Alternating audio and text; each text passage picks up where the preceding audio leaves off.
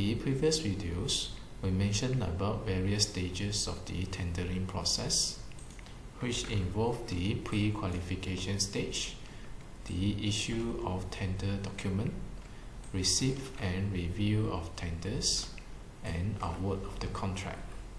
We also talk about the monetary guarantee that incurred onto the tenderer for the employer to attract serious tenderer and also to prevent the tenderer from manipulating the tendering process. This shall involve the tender document fee, tender deposit, as well as the earnest money. Other than that, we also mentioned about standard durations for the tendering process. Normally, the tender is open for acceptance for 90 days. Also, once the tender is accepted, the contractor will need to sign agreement with the employer within 14 days. Having all these informations put in together, we have this diagram to show the timeline. The arrow here shows the timeline. Here is the starting point and here is the ending point. The tendering process started with the call for tender, which is open for 90 days.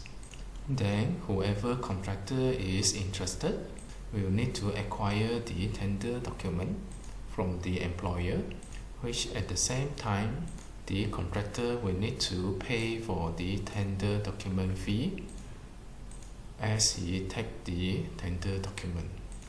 This is normally somewhere about a few hundred ringgit.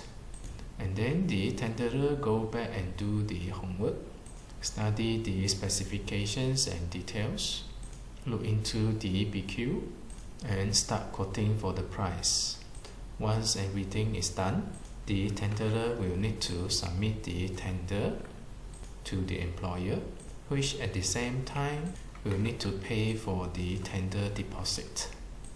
This tender deposit is typically around 1 to 2% of the estimated cost for the project, and it is normally clearly specified in the tender document.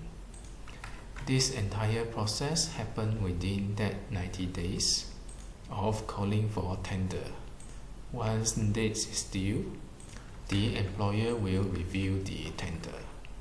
Let's say now we have several tenderers bidding for this project. There will be tenderer successfully bid the project, the rest will be unsuccessful. For the unsuccessful tenderer, the tender is not awarded, and then the tender deposit, which has been paid during the submissions of the tender, will be refunded. As for the successful tenderer, the deposit which was initially paid will automatically be converted into the earnest money. Then, letter of award will be issued to the winning contractor. Now it is up to the contractor whether to sign or not to sign agreement with the employer. 14 days are given, and the winning contractor will need to sign agreement with the employer.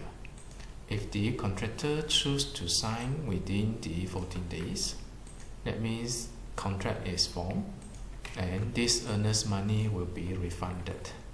However, if the contractor chooses not to have agreement with the employer, the earnest money will be forfeited. So at the end of the day here, if the agreement is successfully signed, all the deposit and the earnest money should have refunded. Only the tender document fee is non-refundable.